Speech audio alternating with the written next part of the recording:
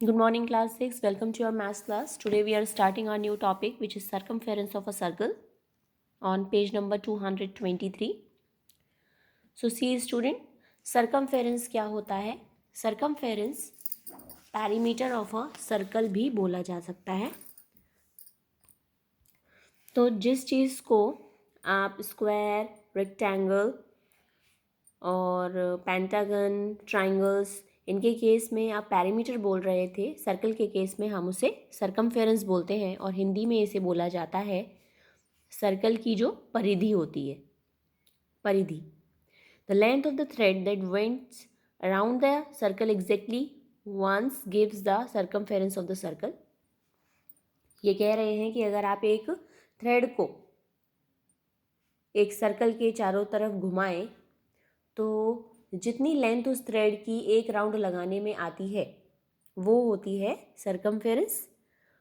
तो the ratio of the circumference of a circle and its diameter is always constant. Circumference और उस circle के diameter की जो रेशियो होती है वो हमेशा कांस्टेंट रहती है, फिक्स रहती है. और यहाँ पर आपको इसके बारे में एक एक्सपेरिमेंट करके दिखाया गया है. तो सरकमफेरेंस और अपॉन में डायमीटर रखा है और डायमीटर को इन्होंने 2r से डिनोट किया है. ये देखिए, you will find in each case that circumference upon diameter is equals to 3.14 nearly. और इस 3.14 को पाई बोला जाता है और पाई का सिंबल आपको यहाँ पर दिया हुआ है.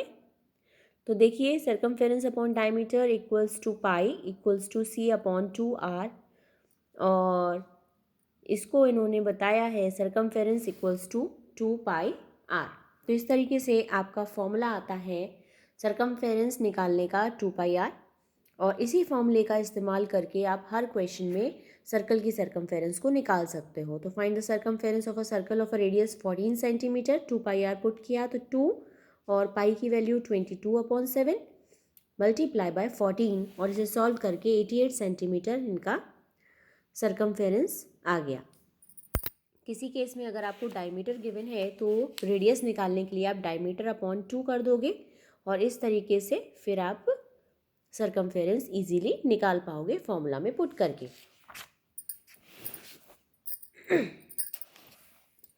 सो see the first question of exercise 21b. यहाँ पर आपको सरकमफेरेंस निकालनी है तो 2πr फॉर्मूला पुट करना है. अगर आपको डायमीटर दिया है सेकंड क्वेश्चन में तो आप डायमीटर अपॉन 2 करके पहले रेडियस निकाल लेंगे एंड देन 2πr में इसको पुट कर देंगे. Third question, find the radius of a circle whose circumference is 176 centimetre. तो देखो बच्चों, किसी केस में अगर आपको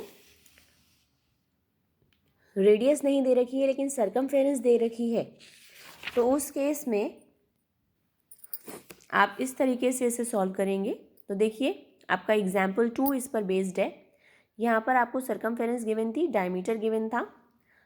इन्होंने क्या किया, 2πr इक्वल्स टू 66 ये आपका फॉर्मूला इन्होंने पुट किया है और क्योंकि 66 सरकमफेरेंस ऑलरेडी गिवन था यहाँ पर पुट कर दिया और r को यहीं छोड़ते हुए 2 और पाई को दूसरी साइड ले आए तो 66/2π और आपको पता है पाई की वैल्यू 22/7 है.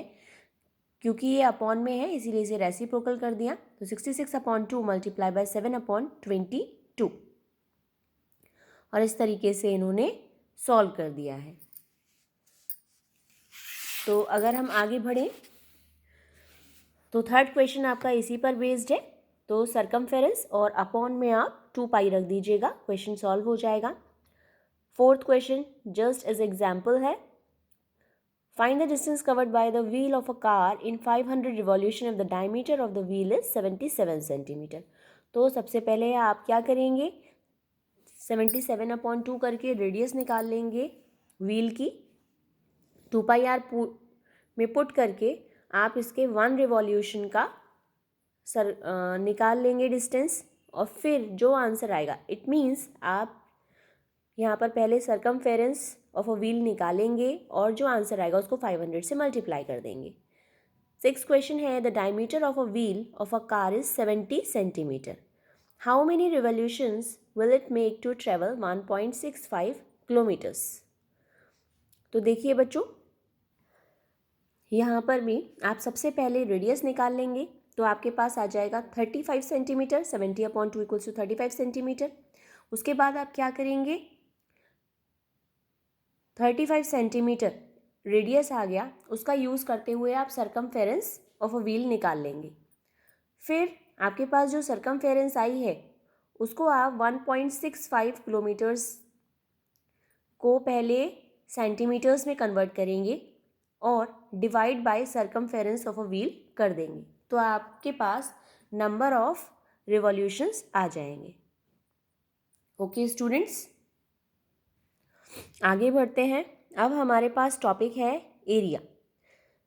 तो बच्चों, the measurement of the region enclosed by a plane figure is called the area of the figure. कहने का मतलब ये है कि किसी एक क्लोज्ड फिगर जो होती हैं उनके द्वारा जो रीजन कवर कर लिया जाता है वो कहलाता है area of the figure. Standard unit, we say that the area of a square or side 1 centimeter is 1 square centimeter, written as 1 centimeter और उसकी power 2. The standard unit of area is centimeter square. तो ये कह रहे हैं बच्चों कि अगर किसी स्क्वायर का जो एक साइड है वो 1 सेंटीमीटर है तो उसका जो एरिया होगा वो 1 सेंटीमीटर स्क्वायर होगा।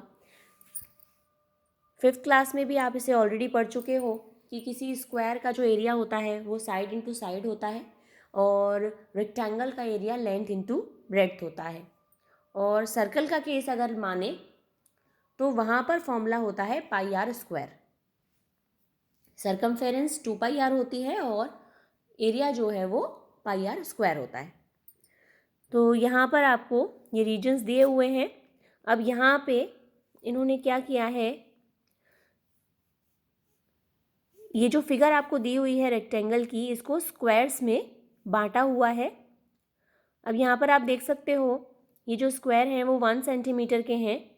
तो अगर आप इस एरिया को देखें तो इस सारे स्क्वायर्स को काउंट करके आप क्या कर लेंगे, मल्टीप्लाई बाय 1 सेंटीमीटर स्क्वायर कर सकते हो। तो टोटल नंबर 15 है और इसको हमने 1 सेंटीमीटर स्क्वायर से मल्टीप्लाई कर दिया क्योंकि हर एक स्क्वायर का जो एरिया है वो 1 है, 1 सेंटीमीटर स्क्वायर है। तो आंसर हो गया 15 सेंटीमीटर स्क्वायर।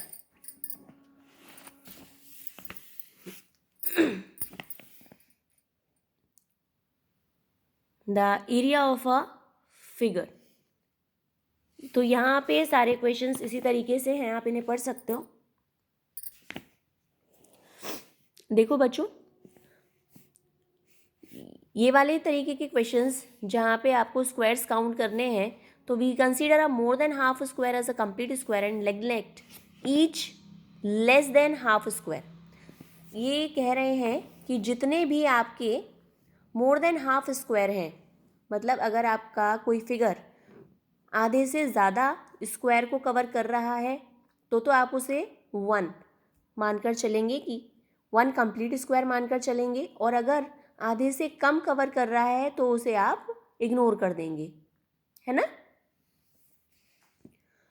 अब देखिए यहाँ पर आपको फिगर्स दिए हैं, यहाँ पे कंप्लीट स्क्वायर्स हैं तो कोई प्रॉब्लम है नहीं। यहाँ पर आते हैं, देखिए यहाँ इस फिगर के अंदर कंप्लीट स्क्वायर्स आपको ये जो टिक मार्क दिए हैं ये कंप्लीट स्क्वायर्स हैं 1 2 3 4 5 6 7 8, है ना। तो 8 जो हैं वो कंप्लीट स्क्वायर्स हैं। यहाँ पर आप देख सकते हो साइड्स में 1 2 3 4, ये 4 हाफ स्क्वायर्स हैं तो इनको हम 2 स्क्वायर्स में 2 कंप्लीट स्क्वायर्स के कंपेयर कर सकते हैं। नेक्स्ट है यहाँ पे ये वाले जो हैं ये वाले आधे से ज़्यादा पार्ट को कवर कर रहे हैं स्क्वायर के, इसीलिए इन्हें भी कंप्लीट स्क्वायर मान लेंगे। तो 1 2, और ये वाला जो कि आधे से कम को कवर कर रहा है इन्हें हम इग्नोर कर देंगे। तो इस तरीके से अब आप देख सकते हो तो टोटल 8 ये हो गए, 9 और ये 10 4 हाफ स्क्वायर्स हैं तो 2 कंसीडर कर लिए तो ये 10 हो गए, ये वाले आधे से ज़्यादा हैं इसीलिए 11 12, तो टोटल हमने 12 कंसीडर कर लिए जो स्क्वायर्स हैं। तो इस तरीके से एरिया फाइंड आउट होगा, तो आंसर हो जाएगा इसका 12 सेंटीमीटर स्क्वायर। 21C में कुछ भी नहीं है, आपको यही काम करना है और ये एक्सरसाइज आप बुक में ही सॉल्व कर सकते हो, no need to do it in notebook. और इस तरीके से आपकी एक्सरसाइज 21C कंप्लीट होती है। Now moving on to next, area of a rectangle and a square. तो देखिए बच्चों, एरिया ऑफ रेक्टेंगल का फॉर्मूला है length into breadth and area of square का फॉर्मूला है साइड स्क्वायर। तो यहाँ पर आप देख सकते हो, इसे हम साइड इंटू साइड भी बोल सकते हैं, और साइड इंटू साइड क्योंकि वो सेम होती हैं स्क्वायर के अंदर, इसीलिए यहाँ पे साइड का स्क्वायर कर दिया है। रेक्टेंगल के केस में अगर आपको एरिया गिवन है और लेंथ मिसिंग है तो आप एरिया अपॉन ब्रेड्थ कर देंगे, और अगर ब्रेड्थ मिसिंग है, लेंथ गिवन है और एरिया गिवन है तो एरिया अपॉन लेंथ करके ब्रेड्थ निकल आता है। पेरीमीटर का फॉर्मूला ऑलरेडी पढ़ चुके हो, twice of length plus breadth. And square के केस में क्या करते हैं, साइड का स्क्वायर कर देते हैं या साइड इंटू साइड कर देते हैं, या दूसरी एक और फॉर्मूला है हमारे पास जहाँ पर आपको डायगोनल्स गिवन होते हैं। डायगोनल्स क्या होते हैं, दो अपोजिट पॉइंट्स को मिलाने वाली जो लाइन होती है वो डायगोनल होती है। तो 1/2 मल्टीप्लाई बाय डायगोनल का स्क्वायर, तो ये वाला फॉर्मूला भी आप यूज़ करेंगे उस केस में जहाँ पर आपको साइड्स ना देकर डायगोनल्स गिवन होते हैं। पेरीमीटर के केस में 4 इंटू साइड, यही फॉर्मूला अप्लाई करना है। और इस तरीके से 21D के सारे क्वेश्चंस आप सॉल्व कर सकते हो। पहले आप सॉल्व कीजिएगा, उसके बाद मैं आपको PDF ज़रूर प्रोवाइड करवाऊंगी। अगर आपको कोई डाउट आता है एक्सरसाइज सॉल्व करते time, you can ask me personally on my WhatsApp number.